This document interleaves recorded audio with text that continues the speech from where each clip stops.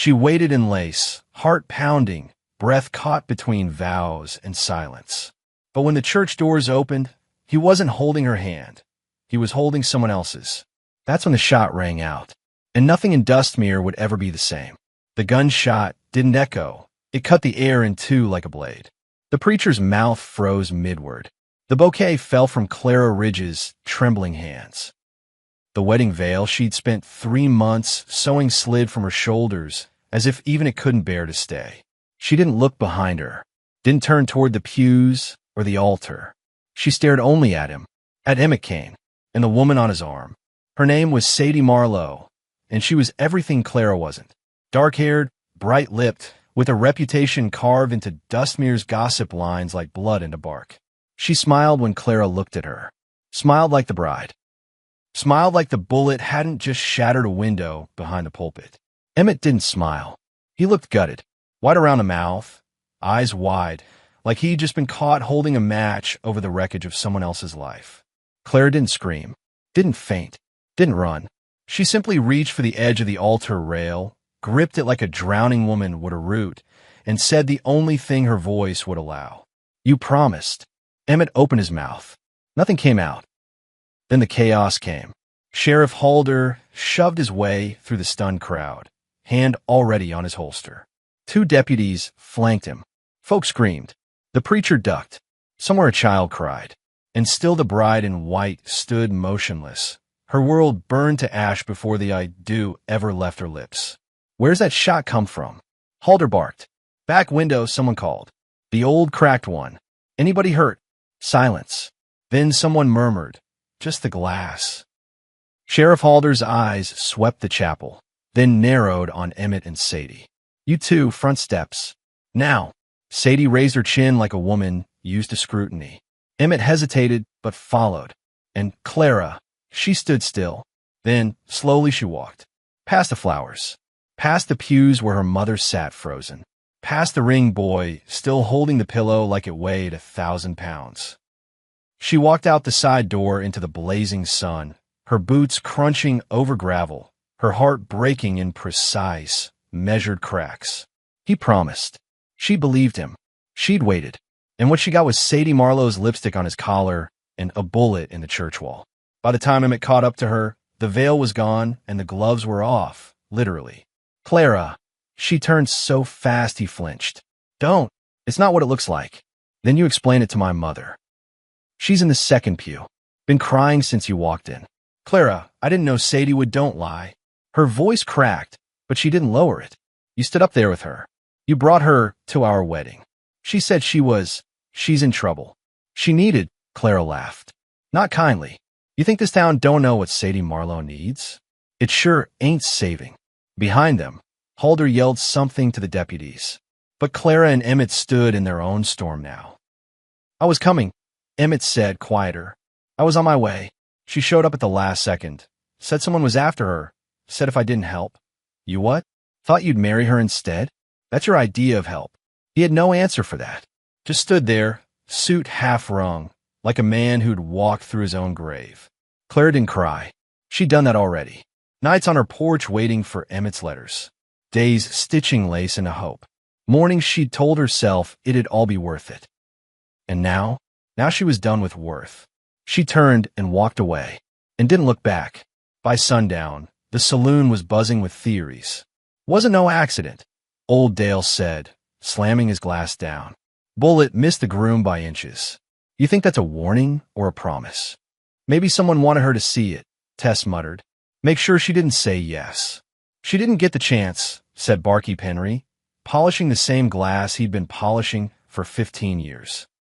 Boy never even opened his mouth. Down at the sheriff's office, Halder paced.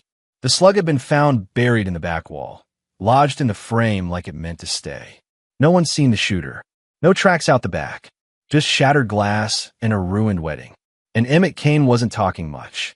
"Who's after her?" Halder pressed, arms crossed. "Sadie Marlowe doesn't come knocking unless there's trouble behind her." Emmett sat hunched, fingers twisted together, knuckles bloodless. "She wouldn't say." Halder snorted. "She say I do." "No, but she was wearing white. She always wears white. That ain't a vow, it's armor." You're saying she crashed the wedding. I'm saying I didn't know she'd be there. Not like that. Halder leaned in, lowering his voice. You love Clara? Emmett's head snapped up. Yes. Then you got one hell of a way of showing it. He left Emmett there, jaw tight, guilt heavier than the badge on Halder's chest. Clara didn't go home. Not right away. She rode out to Bender's Ridge, sat under the old pine where she and Emmett had carved their initials back when hope was loud and simple. She touched the faded bark and let the silence settle like dust. Then Sadie rode up. Clara didn't look at her, just said, That's bold, even for you. Sadie dismounted, heels crunching dry dirt. Wasn't my bullet. No, just my wedding. You think I want it like that? I think you've never wanted anything that didn't belong to someone else first. Silence. Then Sadie sighed. Clara, someone's coming. Real bad man. He was mine once. Now he wants me dead. I didn't know where else to go. So you pick my altar? I didn't plan that part. You never do. You just step in the path and wait for someone else to get hit. Sadie's voice broke a little. This one's different. Clara turned. Is it? Sadie held her gaze. You think I like this? You think I want to run forever? You could have knocked. Could have asked. I'd have helped. But you made it a show. Sadie's eyes welled, but she didn't wipe them. It wasn't supposed to go like that. Clara stared at her a moment longer, then walked past her toward her horse. Next time you want to ruin a life, she said quietly, make sure it's not someone who still remembers yours. She rode off, not knowing if Sadie stayed or followed. But in the morning, the second bullet came. Straight through Clara's bedroom window. And this time it hit flesh. It was a scream that woke the town. Not loud, not panicked, but sharp, piercing. The kind of sound that jerked a person upright before they understood why. By the time Sheriff Halder reached the Ridge farmhouse, lanterns were already lit in windows across Dustmere, and boots were hitting porches. The preacher's wife was already there, hands clutched at her collar, shaking her head as Halder dismounted. The woman couldn't speak, just pointed toward the upstairs window where glass hung jagged like broken teeth. Blood traced the wood siding in thin, ugly ribbons. Clara Ridge lay crumpled against her bedroom floor, a red bloom spreading across her shoulder. Not fatal. Halder saw that quick, but bad enough. She was half conscious, her face pale as river stone, and her breath came shallow and fast. Leah, the housekeeper's daughter who had come in the morning to help with the cleaning, had found her. She sat in the hallway now, eyes wide and wild, whispering that she thought she heard a noise just after dawn, like a thump or a pop. But then she'd gone to fetch the linens, and when she came back, Clara had collapsed halfway between the wardrobe and her writing desk, one hand outstretched toward a drawer left slightly ajar. The bullet had passed through the glass, then her shoulder, then embedded in the wall, just inches above the desk. Halder crouched and peered at the drawer's contents. Envelopes, mostly. A stack of unopened letters bound with twine. The top one was worn soft at the corners. The name on the envelope still clear despite the years. Emmett Kane. Halder didn't touch them. Didn't need to. Doc Beresford arrived 5 minutes later, breathless and still shrugging into his coat. Get out of the way. Move, move, he barked, kneeling beside Clara. She gonna make it? Halder asked. She's not gonna dance a jig tomorrow, but yeah, she'll make it. She say anything? She was half out when I got here. Halder stood by the window, staring out into the open yard, the empty ridge, the far stretch of low hills beyond Dustmere's edge. Nothing moved. No horse tracks, no shadows fleeing. Whoever it was, Halder muttered. They came to kill her. No warning shot this time. Emmett Kane hadn't slept. Not because he didn't try, but because every time he shut his eyes, he saw her. Clara. Not in the dress, not at the altar, but the way she'd looked walking away, veil trailing behind like a ghost that hadn't realized it was dead. He'd gone back to the boarding house where he'd been staying the last 3 months while trying to scrape money for the wedding, though now the idea of it sat in his gut like rot. He was lacing his boots when a knock came. 3 short raps, then silence. He opened the door, expecting Halder. Instead, it was Sadie. She looked worse than she had yesterday. Hair tangled from sleep or worry, cloak pulled tight. Her hands shook, though she tried to keep them still. He hadn't seen her like this since Dodge Flats, since the night they barely escaped a fire she might have lit herself. "You need to go," she said. Emmett didn't move. "What happened?" "Clara's hurt." He went cold. "Shot." He didn't ask how she knew. He didn't ask why she was the one telling him. He just grabbed his coat and was out the door in less than 10 seconds, boots thudding on the boards. Sadie followed. "Wait, Emmett, you can't just ride over there." But he was already mounting up at Ridge Farmhouse, almost trampled the doc's buggy pulling in. Halder blocked his path before he reached the porch. "You show up now," the sheriff said, eyes hard. "You better have more than regret in your saddlebags."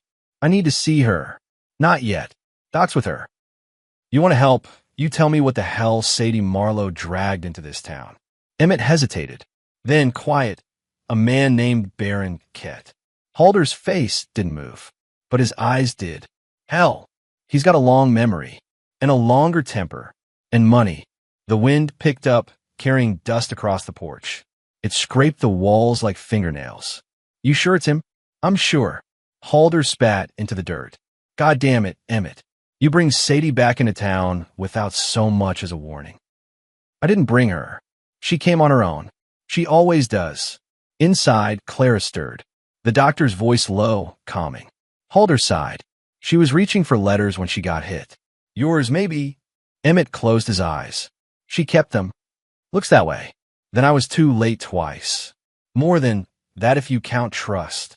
Halder turned and went inside, left Emmett standing on the porch, staring out toward the line of trees swaying gently beyond the hills.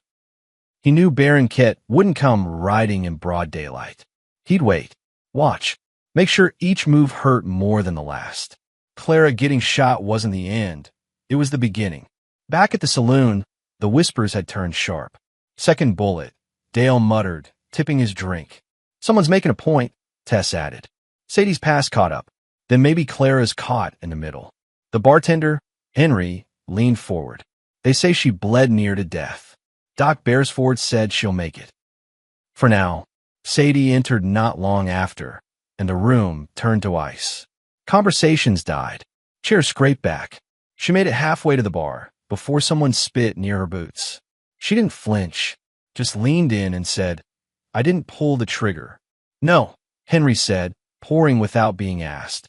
"But the trouble follows your scent like wolves after blood." She took the glass, drank, and didn't argue. Clara woke just before dusk. Her shoulder ached like fire, her head heavy. The first face she saw was her mother's, lined with worry.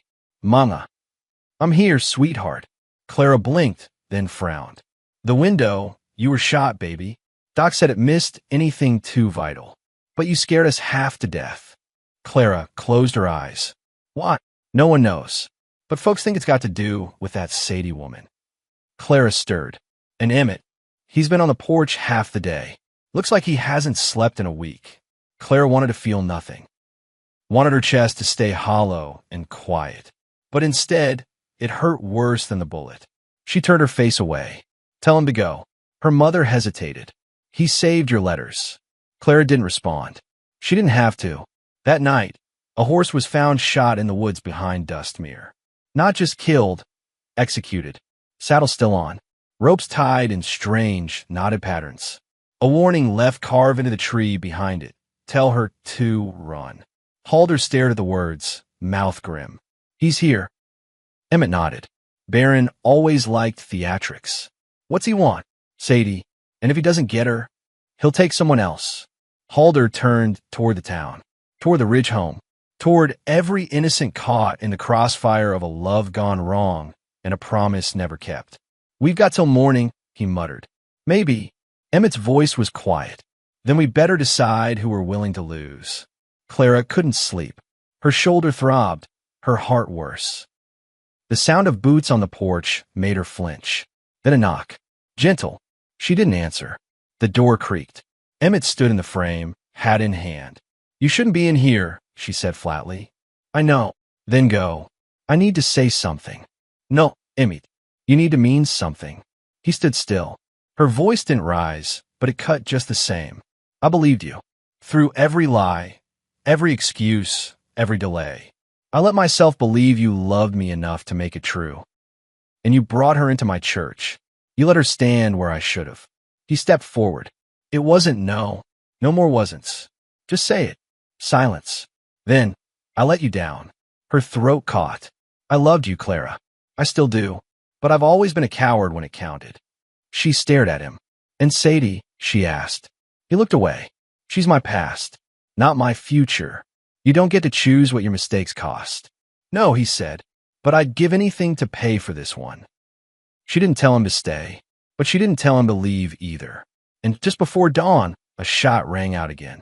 Not at the Ridge Farm, not at the church, but at the sheriff's office. When they arrived, the cell was empty. Sadie Marlowe was gone, and in her place, nailed to the inside of the door, was a letter in crimson ink. Told you she was mine. The note was written in something too thick to be ink, and it reeked of iron and rot. Sheriff Halder stared at it under lamplight while Emmett stood to the side, fists clenched so tight the leather of his gloves creaked. The door to the jail cell swung open in slow, mournful arcs, groaning on its hinges like it, too, regretted what had happened under its watch. The cell wasn't broken into. There was no forced lock, no smashed hinges. Just the rope tied where Sadie's wrists had been, and a smear of blood leading from the cot to the bars. A single footprint, a man's boot tread deep, pressed into the scuffed floorboards by the exit. Could have been here. You ever seen him this close before? Halder asked low. Emmett nodded. Once. I was holding a gun. He didn't blink. Halder rubbed his jaw. How the hell did he get past 3 armed deputies and every lock on this building? Because he's not coming in like a thief, Emmett said bitterly. He's coming in like someone reclaiming what he thinks is his. Sadie had been locked up for her own safety. Halder's idea, after word of the second bullet spread and whispers turned into open threats. They thought a jail cell would be the last place Ket could reach her. Turns out it was the first. Emmett leaned against the wall, eyes fixed on the bloody footprint. He'll take her somewhere quiet, somewhere far. Barron doesn't kill fast unless he's trying to make a statement. Halder grunted. This one looks like a damn poem written in blood. Emmett turned to him. You know he won't stop with her. I know. Then we've got to find him. No, Halder said, straightening. You do. Emmett blinked. What? You brought this here, Kane. You walked into Dustmere with a hurricane behind you. So you're going to ride back into it and end it. Halder tossed him a rifle. Emmett caught it on instinct. You've got one shot to make it right, the sheriff said. Don't waste it. By dawn, Emmett had packed. Just a rifle, a pistol, a half-empty canteen, and the weight of every mistake he'd made from Dodge Flats to Dustmere. The townsfolk didn't see him off. If anything, they avoided looking at him altogether, as if betrayal were contagious. Only Clara showed. She came quietly, her shoulders still bandaged, her eyes rimmed with exhaustion and something harder than pain, resolve. She didn't say anything at first, just watched him cinch his saddle straps. You don't have to do this alone, she said finally. Ido. She didn't argue, but she stepped closer. Bring her back. I don't know if she wants to be brought. I didn't say for her. I said for you. He paused. Why would you still care? I don't, Clara lied. But I'd like to stop burying pieces of myself every time I look in your direction. He met her eyes. I'm sorry. You keep saying that. Try being better instead. Then she turned and walked away. Again. And this time, he didn't chase her. He mounted up and rode hard west, toward the scarred canyon where he knew Ket had made camp once before, toward the dust he'd thought he'd left behind. Baron Ket wasn't a man. He was a shadow made flesh. Wherever he went, things wilted. Men who crossed him disappeared, and those who didn't still learned what it felt like to be hunted. Sadie knew that better than anyone. She'd once loved him, or thought she had, until love became a leash and kisses came with bruises. Now she was back in his grip. He hadn't chained her this time. Didn't need to. Fear did the work for him. He'd tied her wrists during the ride, gagged her until they crossed the third ridge west of Dustmere, then led her into a canyon littered with bones from animals that didn't belong to the area. Coyotes, vultures, and one set of human ribs so bleached they glowed under the moonlight. This place still smelled like home? he asked as he cut the rope. Sadie didn't answer. She stumbled but stayed upright, flexing her hands as blood returned. You always had a talent for picking pretty towns to ruin. Baron grinned. That's rich coming from you. She turned, slow and steady. What's the endgame, Baron? You get bored playing God in those backwoods brothels, so you figured Dustmere could be next? No, Sadie, you could be next. She didn't flinch. Why me? You got 100 women who'd lie down for you without complaint. He leaned close, breath hot and sour. None of them ever made me bleed. Sadie's mouth curled. Good. He hit her. Not hard, not enough to drop her, but enough to remind her. She tasted blood and smiled anyway. Baron stepped back, flexing his hand. Still got that fire. You'll never kill it. No, he said, turning toward the small fire he'd built. But I can bury it. She sat down slowly, watching him work. He poured coffee like they were two lovers out on a picnic, like he hadn't dragged her here with a bullet in her trail. She looked at the rifle slung against the rocks, the pistol half-holstered at his side, and she waited for the mistake. Emmett found tracks by noon, fresh ones. 1 set horse, 2 sets foot. He followed them through Devil's Pass, where rocks stacked high like crooked tombstones and the sun barely touched the floor. A place where echoes sounded like voices and vultures circled even when there was no visible dead. He remembered this path. It was where Baron once killed a man for staring too long at Sadie. Just shot him, didn't ask his name, then made her help drag the body into a crevice. You're mine, he'd said. Even their eyes have to ask permission. Now Emmett's eyes scanned every shadow for a twitch, every outcrop for movement. By dusk, he spotted smoke. And her voice. Why not kill me already? Sadie asked. Her voice was raw. Baron sipped his coffee. Where's the drama in that? You never cared about drama. I didn't, he agreed. But now I do. You humiliated me, Sadie. Took your name off my land, your mark off my chest. You marked me first, and you ran. You were killing people, Baron. They were obstacles. They were fathers and brothers and children. You think I forgot your hands helped light those fires? She looked away. He smiled. That's right. We were monsters together. I just never pretended I wasn't. He reached for his belt. Too casual. Sadie moved first. A rock. Smooth, heavy, and within reach, crashed into his temple before his fingers found the pistol. He staggered, cursed, and she ran. Straight into Emmett. They collided like ghosts made flesh again. Her hands caught his chest, his arms pulled her in, and the look she gave him, terrified, furious, desperate, said everything words couldn't. Behind me, he ordered. Baron rose. His eyes were bloodshot now, the side of his head dark with blood. He bared his teeth. Well, the boy who ran. I came back. Baron drew. So did Emmett. 2 shots, then 3. Silence. Baron dropped to one knee, then collapsed. A bullet through his thigh, another through his gun hand. He wasn't dead, but he wouldn't be hurting anyone else tonight. Back in Dustmere, they heard the shots in the distance. Echoes rolling over the hills like thunder too dry for rain. Clara stood on her porch, hand wrapped in her shawl, heart wrapped in something colder. He found her, her mother said softly. Clara didn't respond, because she knew. This wasn't over, not even close. Emmett didn't holster his weapon. Not even after Baron Kett lay bleeding in the dirt with his hand mangled beyond use and his thigh soaked in red. The canyon around them went deathly quiet, as if holding its breath. Sadie stood behind Emmett, one arm crossed over her ribs, the other dangling limply at her side. She hadn't moved since the shots. Her face was unreadable.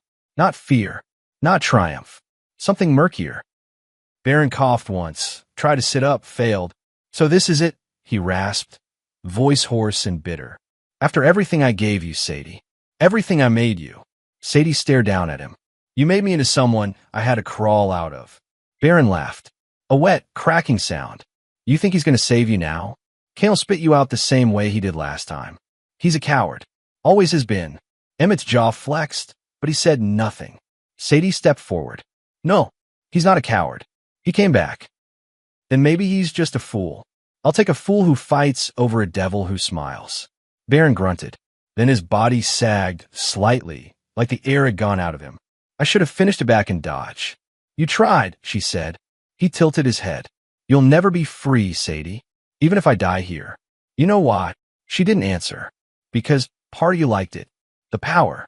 The blood. The way they looked at you when you walked into a room with me beside you. Don't pretend it was all fear. Her silence this time was long. Too long. Emmett turned slightly, eyes meeting hers. Sadie. She blinked, and the spell broke. Let's go, she said quietly. They left him there, bound, bleeding, breathing, because dying would have been too easy, and neither of them had come all this way to take the easy way out again. By the time they made it back to Dustmere, the sun had dipped low behind the western ridge, painting the snow-capped hills in bruised purple and blood orange. Word spread before they even dismounted. People spilled into the streets, not cheering, not jeering, just watching, silent, wary, unsure how to feel about ghosts returning in one piece. Sadie didn't look at them. Her eyes stayed fixed ahead, as if meeting anyone's gaze might unravel the fragile thread holding her upright. She didn't walk beside Emmett, not exactly. Just near him, close enough to know he was still there. Halder met them outside the jail, arms crossed, jaw locked. He's alive, Emmett said, dismounting, bleeding, tied up near the devil's spine. You'll want 3 good men and 2 rifles. Halder didn't ask why they hadn't finished the job. He just nodded. I'll go myself. You'll need a doctor. Doc's already packing. The sheriff turned to Sadie. You all right? She nodded once. You sure? No, she admitted. But I'm breathing. Halder gave her a long look, then turned to Emmett. You're still on thin ice. I know. Don't crack it. And with that, he mounted up and rode out. Sadie stood there a moment longer, then said, I need to sleep. I'll take you to the boarding house, Emmett offered. She didn't move. Clara's staying there, she said. I know. Sadie looked at him. Then you should probably go in first. Clara didn't flinch when the door opened. She'd been sitting in the hallway on the 2nd floor, knees drawn up, arms around them. A book lay open in her lap, untouched. Her eyes found Emmett first. Then Sadie behind him. She rose slowly. Sadie started to speak, but Clara beat her to it. You hurt me, she said, voice quiet. Sadie blinked. Clara, you humiliated me. I know. You walked into my church, stood where I should have stood, and didn't flinch. Sadie's throat worked. I flinched. You just didn't see. Clara stepped closer. So why are you here now? What changed? Barron came back. That's not a reason. It's all I've got. Silence. Then Clara looked at Emmett. And you? You got anything better? He looked down. Didn't think so. She turned, opened the door to her room. One night, she said without turning back. Then I don't want to see either of you. The door shut. Sadie let out a breath she hadn't realized she'd been holding. She's right. Emmett didn't answer. Because she was. Dustmere didn't sleep that night. They tried. But the storm they'd been bracing for had finally come. And it wasn't wind or snow. It was secrets. All the ones people thought were buried with the past. Now they stirred again. Sadie lay in her room, staring at the ceiling. The bed felt foreign. Too soft. Too warm. Like a trap. Emmett sat on the porch, hat low, watching the street. At some point, Clara opened her window and stared out at the stars. 3 people. 1 house. 1,000 regrets. Morning broke hard. Halder returned by noon, bloody but upright. Ket was dead. Not by law. By choice. He tore the bandage off sometime during the night, the sheriff said. Bled out. Didn't scream. Didn't call for help. Sadie just stared at the ground. He wanted you to find him like that, she murmured. Maybe. Then he wins. No, Halder said. Because you're still standing. That afternoon, the town gathered. Not for a celebration. For a reckoning. It was Clara who called the meeting. She stood on the church steps, shoulder bandaged, heart bare, and told them all what happened. Truthfully, no velos, no espin. Sadie Marlowe isn't innocent, she said.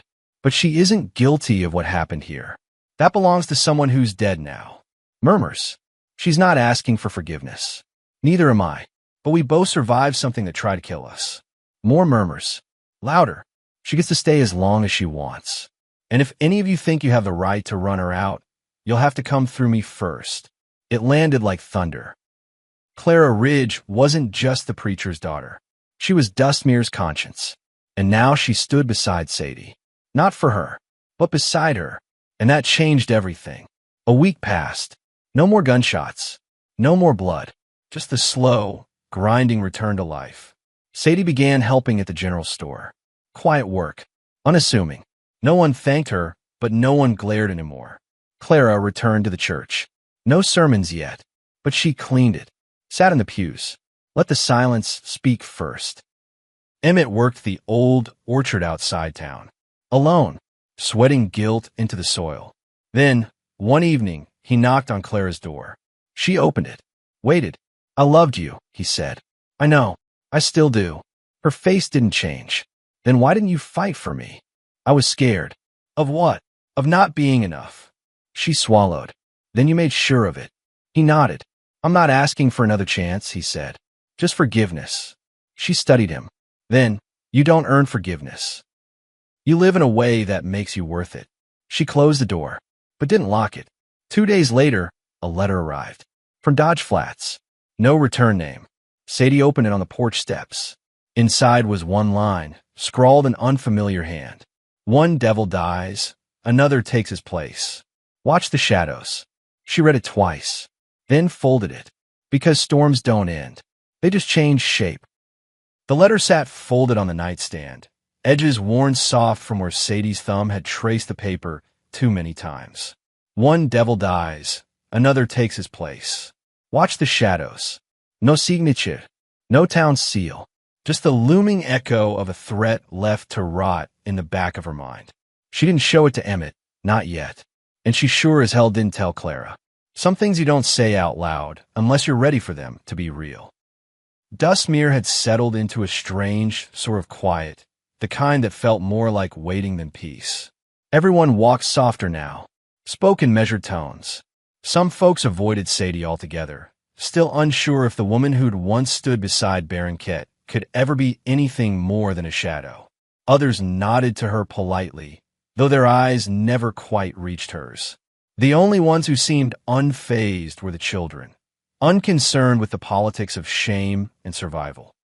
Little Annie Riker had even offered Sadie a dandelion one morning, face sticky with jam, declaring, "My mama says you're scary, but I think you look nice."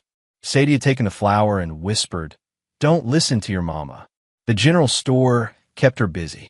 Elijah Dale, the aging shopkeeper, didn't ask questions when she showed up that first morning, simply pushed an apron in her hands and pointed toward the shelves. Start with inventory. Keep your head down. Don't short the beans. That was the entire orientation, and it suited her just fine. Days passed like that. Boxes and counting in silence that didn't ache so much anymore. Emmett kept his distance. She noticed, not in a bitter way, not even in a wounded one, just a quiet awareness, like a bird watching a long-lost branch from across the field. He'd taken up with the orchard out by Larrabee's Bluff, where the trees grew too wild, and no one much cared what the past looked like as long as the fruit stayed sweet. Folks said he was working dawn to dusk, barely coming into town, and when he did, it was always for something small, nails a new plow blade, salt. And Clara was rebuilding the church. Every morning, Sadie watched her from the porch of the boarding house, wrapped in a shawl, coffee in hand. Clara would sweep the steps, oil the pews, scrape old wax from the altar. It was like watching someone patch holes in their own soul plank by plank. They hadn't spoken since the meeting. Not more than necessary, but it wasn't ice anymore. Just distance. Careful, intentional distance. Until the night of the fire. It started small, just a flicker at the edge of the general store's roof. Elijah had gone to sleep early, worn thin by a week of ledger errors and old bones. Sadie had stayed late, sorting new supplies by lantern light, muttering curses as she struggled to fit sacks of flour into a shelf too shallow by half an inch. She smelled the smoke first, then heard the pop of glass breaking. The back window. She moved on instinct, grabbed a pail, kicked open the door, and saw the flames licking up the side of the building like fingers desperate to consume. Someone had poured kerosene. She could smell it. It hadn't been an accident. "Fire!" she shouted, voice raw. Across the street, Lights flared to life. Clara was first through the haze, bucket already in hand, hair loose from its braid. Behind her came Halder, still pulling on his boots, and two of the Riker boys with coats barely over their shoulders. Together they fought it, throwing water, tearing at smoldering wood, barking orders over the roar of flame and fear. It took nearly an hour to beat it back. By the end, the back wall was scorched but standing, the stockroom ruined, the shelves char-black. Elijah wept when he arrived, hands trembling as he knelt beside what had once been his livelihood. Sadie stood in the smoke, arms streaked with soot, eyes rimmed red from the sting. Clara approached her slowly. "Someone did this," she said. Sadie nodded. Clara looked down. "You think it was about you?" "Could be," Sadie said. "But I think it was a message." "What kind?" "The kind that says you don't belong." Clara met her gaze. "Then maybe we say it back louder." Sadie didn't smile, but her voice was steady. "We?" Clara didn't blink. "You think I'd let someone run you out just when I finally got you where I can see you?" They both looked up as Halder approached. "Found something," the sheriff said grimly, holding up a scrap of cloth. It was stained, torn, but clearly deliberate, tied with a knot used only in cattle branding. A ranch symbol scorched into the hem. Emmett's old ranch. Sadie showed him the cloth 2 days later. He didn't look surprised. "They want me gone," she said. "They always did," Emmett replied. "And you?" He was quiet a long time. The orchard wind stirred around them. Bees flitted between blooms, oblivious. "I think you scare them," he said finally. "Because of Baron? Because you didn't die." She tilted her head. "That a compliment? It's the closest I've got." Sadie handed him the letter next. The devil one. Emmett read it twice. Then again. "Any idea who sent it?" "No, but it's not idle." He nodded slowly. "You should leave." Sadie stiffened. "That's not a warning," he added. "It's a choice. If you stay, you better be ready." "For what?" "For every man who thinks the only way to be safe is to make sure you're not." She looked out toward the hills. "I'm tired of running, Emmett." "I know, so don't tell me to." He didn't. Instead, he stood, walked to the edge of the field, and picked something from the tree. A pear. Not ripe, not sweet yet, but solid. He tossed it to her. "What's this?" she asked. "A promise." She caught it and held on. A week passed without fire, without letters, without blood, but no one trusted the quiet. Claire saw it first. The slow return of the watchers, men who never used to visit Dustmere, now loitering near the saloon, near the outskirts, asking questions, pretending they were passing through. Except none of them were. They were planted, too clean, too polite, guns too polished, eyes too sharp. "You know them?" she asked Halder quietly one morning. He didn't answer at first. Then, "They're the kind who don't leave until someone's missing." "Who do they belong to?" "Don't know yet, but you have guesses." He didn't deny it. Clara found Sadie that afternoon. "They're circling," she said. Sadie nodded. "I thought this was over." "It's never over." "So what do we do?" Sadie looked at her. "We hold the line." Clara took a deep breath. "Then I'll need a gun." Emmett came into town that night, coat dusty, jaw clenched. He went straight to the saloon. Straight to the table where 3 of the men sat playing cards and sipping expensive whiskey. "Evening," he said. They looked up, smiled. "We don't want trouble," one of them said. "Then you shouldn't have brought it." "Not here for you," another added.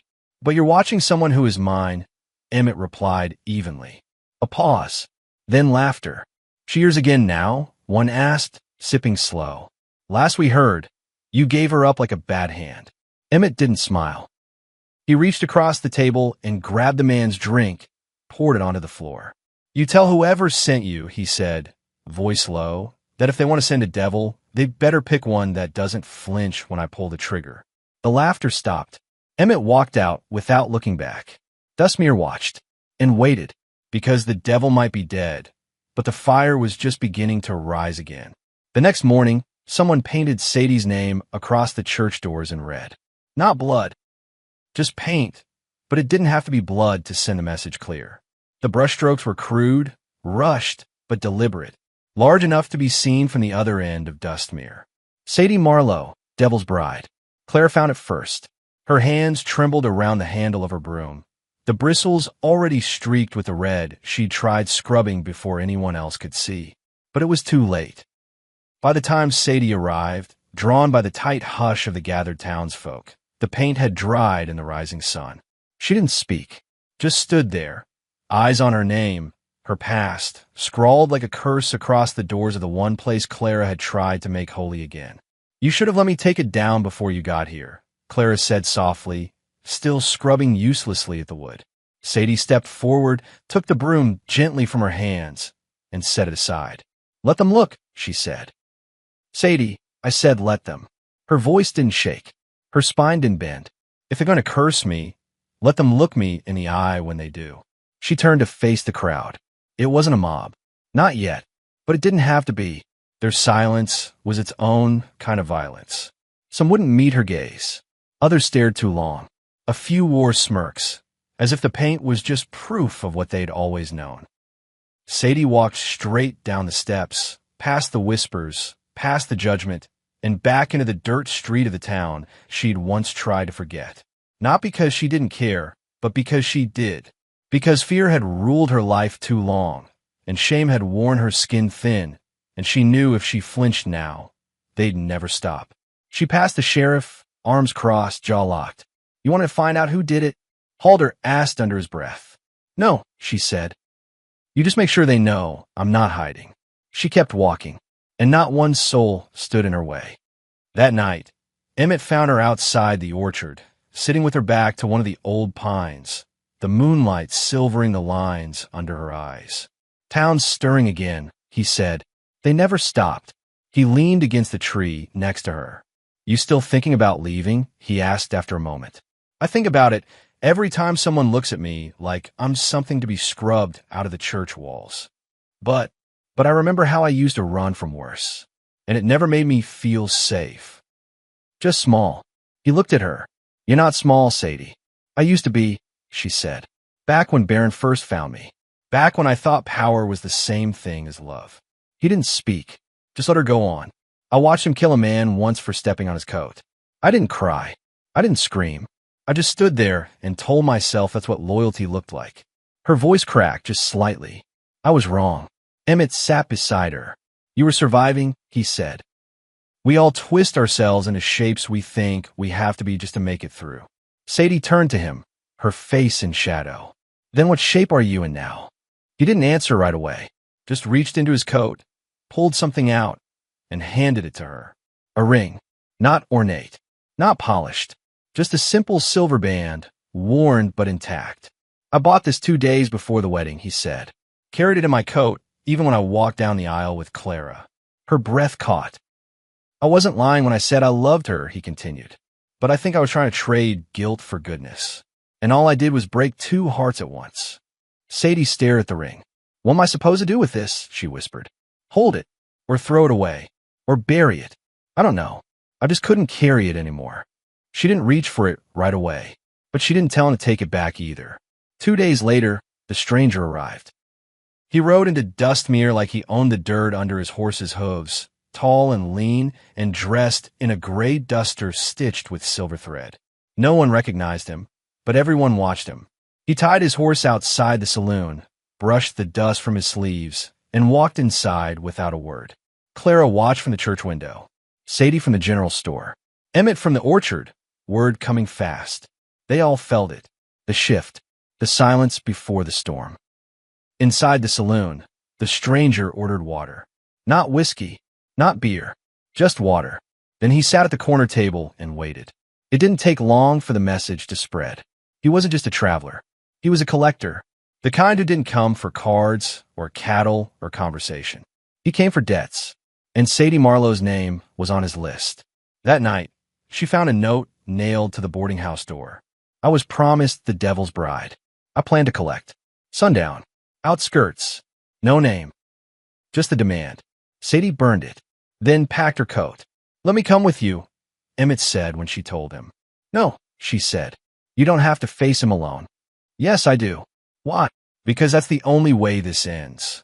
Clara stepped into the room, arms crossed. "Then you're both fools." Sadie turned. "Clara, no," she snapped. You think dying on some godforsaken road is noble? You think letting him carve another name into the dirt is justice? Sadie stepped forward. He's not going to kill me. Clara raised her brows. You sure about that? No, Sadie said softly. But I'm not going to let him try again somewhere else. A long pause.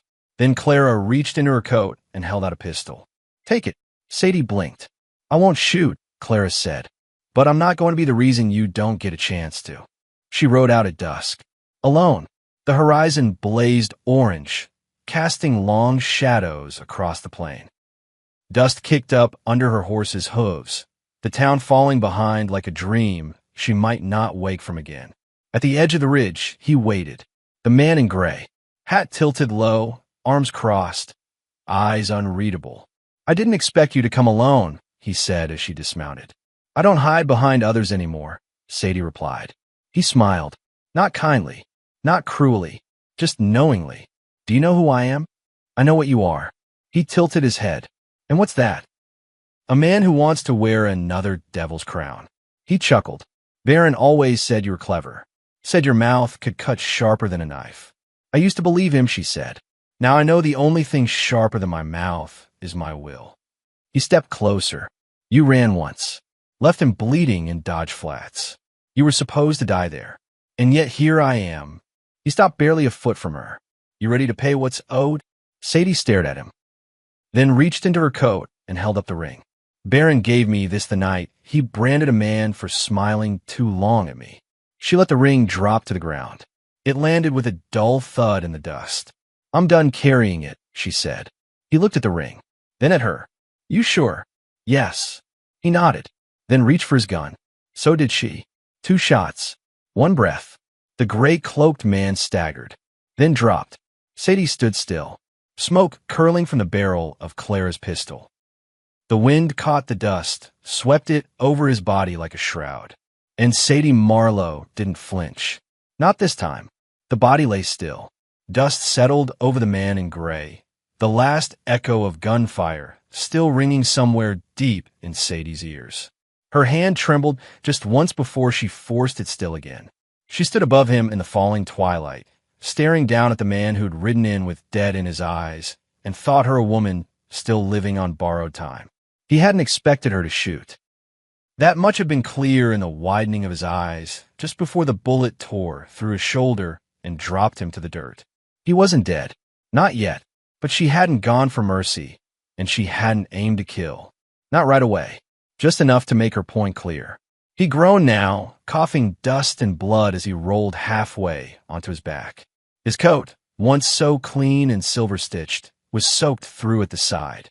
The wound was bad, but not fatal if someone wanted to save him. Sadie didn't move. You came to collect, she said evenly, voice steady as the wind curling between them. But you brought nothing but old debts and someone else's name on your lips. He tried to smile. Failed. You won't last long, he rasped. I already have, she answered. He laughed then, weak and wet, and closed his eyes. She turned and left him in the dust. Back in Dustmere, the sky was deep violet by the time she returned. The streets were nearly empty. The saloon's windows flickered low with lamplight. Someone played a slow, uncertain piano tune inside, notes bending out of tune as if unsure whether they wanted to be heard at all. Sadie walked through town like a woman waking from something heavy. Her boots were caked in dust and blood. Her hair hung loose down her back, caught by the breeze. She didn't speak to the few who watched from porches and windows, didn't explain the way her hands still curled around the ghost of the gun long after it was holstered. She just walked straight to the church. The doors were still stained with red, but someone had tried to wash it, not scrubbed, just gently rinsed, as if the act itself was more a gesture than a solution. Sadie stood before them for a long time, then reached out, pressed her palm to the wood. It was warm beneath her hand. A second later, the door opened. Clara stood there, lantern in hand.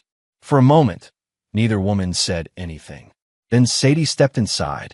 They sat in silence on the second pew, the flicker of the lantern throwing tall shadows on the altar. Clara had cleaned again. Sadie could smell the faint lemon oil see the neat rows of candles waiting for someone to believe and light again. You shot him, Clara said finally. Yes. He dead. No, should he be? Sadie looked down at her hands. Maybe. But not because I pulled the trigger. Clara was quiet for a long time. Then he'll come back. Maybe. And if he doesn't, someone else will. Sadie nodded. They'll keep coming, Clara said. As long as someone's willing to pay for you in blood. Then let them pay, Sadie said softly. But not here. Not anymore. Clara turned to her. You really mean to stay? Ido. Clara searched her face as if looking for the girl who'd once fled Dustmere with nothing but ash behind her. She didn't find that girl, because she was gone, burned away. You'll never be just Sadie Marlowe here, Clara said quietly. You know that. I'm not trying to be. Clara's lips twitched, half a smile, half something else. What are you trying to be, then? Alive, Sadie whispered. They sat together a while longer, just breathing, just being. It wasn't until the next morning that the sheriff knocked on Emmett's door. Halder's face was pale, not afraid, but heavy with something unspoken. We found him, he said. Emmett didn't have to ask who. Dead. No, but someone dragged him off the ridge. Cleaned the wound. Left him with water. Real deliberate. Who? Emmett asked. No idea, Halder said. But he had something in his pocket. The sheriff handed over a slip of paper. Emmett unfolded it slowly. A name. Caldershaw. Not Barron's man. Not Dustmer's problem. But Sadie's past. He'd heard the name once before. Late one night. Back when Sadie still spoke of her old life like a fever dream, shaky and half-believed. Calder had been Barron's shadow, quieter, meaner. The one who made things disappear without blood, without noise. A collector of debts no one remembered taking. And if he'd come this far just to call in Sadie's name, then someone had paid dearly to see her buried. Emmett folded the note and slid it into his pocket. Should I tell her? Halder asked. No, Emmett said. Let her breathe, just for a day. But Sadie already knew. That afternoon, she walked to the edge of town, coat fastened high against the wind, hair pulled back tight. Emmett saw her coming and put down the post he'd been hammering into the fence. They say Calder lived, she said. They say someone saved him, Emmett replied. Sadie looked out over the hills. He won't stop. I know, but I will. He didn't ask what she meant. Just watch her the way he always had. Like a man who'd once lost a future and was scared to look straight at the new one standing before him. Sadie turned to him. You said something once. That I wasn't yours anymore. He opened his mouth. Closed it again. She stepped closer. But I never stopped being mine, she said. And maybe that's enough for now. He nodded. Not because he understood, but because he respected it. Town's nervous, he said. They think the wedding curse is back. Sadie snorted softly. No one got shot at the altar. Emmett raised a brow. Yet, she smiled, just a little, and walked back toward town. That night, Clara held a meeting at the church. No speeches, no demands, just an open door and a sign that read, Decide for yourselves. People came. Not all, not most, but enough. Sadie stood at the back, arms crossed, shoulders square. She didn't speak. Not until one of the Rikers stood up, Mr. Riker, who'd once refused to sell her flour. His hat in hand, voice low. My wife thinks you're a ghost, he said to her. That you bring trouble wherever you go. Sadie didn't answer. But I saw you drag a stranger from fire. And I saw you put your body between our town and a bullet that wasn't yours. So maybe we're the ones haunting you. A hush fell. Then Annie, his daughter, stood too. I gave her a flower, she said proudly. Clara stepped forward. We don't get to choose who saves us, but we do get to choose what we do after. The church stayed quiet a long time, but no one stood to leave. In the morning, Sadie found a tin left on the steps of the store. Inside were sewing needles, tea leaves, a wrapped biscuit, no note. She found another gift that night. A scarf, hand-knitted, soft and thick. Then bread, a book of psalms, a bar of soap wrapped in paper. No names, no press, just peace. Hard-earned, tentative, but real. Calder didn't return. Not yet, but Sadie knew he would. Because the devil never walks away from a broken deal. He waits, rebuilds, sends new messengers with quieter boots and sharper smiles. But next time, he'd find something else waiting. Not a bride, not a shadow, not a ghost, but a woman who knew how to shoot, how to build, how to love, and how to stay. At sunrise, the church bells rang. No one pulled the rope. No child with sticky fingers had snuck in to make mischief. The bell just swung. Once. Low and slow like a yawn waking the town. It wasn't loud enough to startle, but it carried a sound that drifted down Main Street, across the sleeping rooftops, through the orchard, the stable, the wind-worn boarding house. By the time Clara opened the church door and looked up, the bell had stilled. Inside, she found a note pinned to the altar cloth in Sadie's handwriting. Some ghosts deserve to rest. I'll make sure this one does. And she was gone. Sadie didn't leave a trail. Not this time. She left her name behind, too. Sadie Marlowe. The woman who'd once fled Dustmere in disgrace, who'd returned under gunfire, who faced down devils and ghosts and almost married men too cowardly to love her out loud, was gone. In her place, the woman who rose from her shadow left town by the West Ridge, alone and without announcement. She didn't take a horse. She didn't wear her old coat.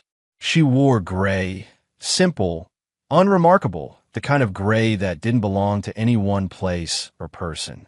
Just dust. She carried a small satchel and Clara's pistol, and she walked steady as sunrise with the wind behind her and no one beside her, except for the man waiting at the edge of the flats. You really think I wouldn't follow you? Emmett asked. He stood beside his mare, reins in one hand, jaw set. Sadie didn't turn around right away. When she did, there was no anger in her eyes. No surprise either. I hoped you wouldn't, she said. Well, I've disappointed you before. Might as well stay consistent. He held out her old coat, neatly folded. She took it slowly. I mean it, Emmett. This isn't your fight. No, he said. It's yours. But I'm not coming to fight. She arched an eyebrow. I'm coming to witness. Her lips parted, but no words came. For the first time in what felt like days, or maybe years, she didn't know what to say. So she just nodded, and they rode west. Calder Shaw didn't bother hiding his trail this time. He'd left Dustmere wounded and bleeding, but whoever had tended him had done enough to keep him alive. Now he was healed, or close enough to it, and there was no point in secrecy anymore. He wanted Sadie to find him. That much was clear. Every stop along the road, West had a whisper behind it. Every saloon door held shadow. A gambler in Lincoln Bluff had seen a man with a silver-stitched coat flipping a coin with a woman's name carved into the side. A stable boy in Esme Creek said the man bought bullets like most folks bought apples, casual, confident, and too quick with his smile. It was a challenge, a dance, the kind where one step wrong meant blood. Sadie followed without rushing. She asked the right questions, offered no lies, and paid in silver when money wouldn't do. Emmett didn't ask how she knew what to look for. He didn't ask what she planned to do when they found him. He just rode beside her, quiet, steady, present. The fifth night, they made camp near a dry stream bed. Emmett built the fire. Sadie sharpened the knife she didn't want to use. You planning on killing him? Emmett asked without looking up. No, he glanced at her. But if it comes to it, I won't hesitate. She didn't say more. She didn't need to. Emmett nodded once. Then he reached in his coat and pulled out something wrapped in cloth. He handed it over without speaking. Sadie unwrapped it slowly. A dress. Ivory. Simple. Clean. The wedding dress Clara had stitched. I saved it, he said. After that day. She ran her fingers over the fabric. Not soft, not delicate, but strong. Like Clara. Like Dustmere. Like her. I can't wear this, she whispered. You don't have to, he replied. But I think you should have it. Just in case. In case what? In case you ever want to start again. She didn't answer. Just folded it carefully and tucked it into her satchel. They found Calder in a place called Mercy Hollow. A ghost town. Once a mining camp, now bones. The buildings leaned in on each other like old men too proud to fall. The wind moved through them with a howl like breath through missing teeth. Calder stood in the middle of what used to be the general store, arms crossed, coat button high. His hat cast a shadow across his face. I was wondering when you'd catch up, he said. Sadie dismounted. Emmett stayed back. Calder's eyes flicked to him, then back to her. Brought company. He doesn't speak for me, Sadie said. And he doesn't pull triggers for me either. Calder smiled thinly. So the story goes. He stepped forward. Do you know what cost to track you this far? To clean the slate Baron left behind. I don't care. You should, he said coldly. Because it cost blood. And blood demands blood. I gave blood, she said. More than you know. More than he deserved. You gave shame. That's not the same. Sadie tilted her head. Is that what this is about? Revenge for your master? Calder's eyes narrowed. He made you, he hissed. No, she said. He used me. He lunged. The shot came fast, but not from Sadie. From Emmett. Calder staggered back, clutching his side. Not a killing shot. But enough. Enough to stop the dance. Enough to end it. Sadie didn't flinch. She walked forward and stood over Calder as he gasped. I could finish it, she said. Right now. But then I'd be no different from you. His hand twitched. She stepped on it. You won't die here, Calder. You'll crawl back to whoever paid you, and you'll tell them this debt's closed. You'll tell them the bride you came for isn't theirs to summon. She's her own. And if they come looking again, I won't be merciful next time. He tried to speak, coughed, then passed out. Sadie turned to Emmett. Is the horse tied? He nodded. Good, she said. He'll ride back with a story. We ride forward with a life. 3 weeks later, Dustmere held another wedding. Not in the church. Not yet. That would come later. This one took place in the orchard. The trees were blooming. Pale blossoms like snow without cold. Clara stood between two of them with a ribbon in one hand and a prayer on her lips. Sadiegwo nobal. Nos chus. Nos cham. Emmett stood barefoot in front of her, a small scar on his wrist, and every regret behind his eyes, but not between them.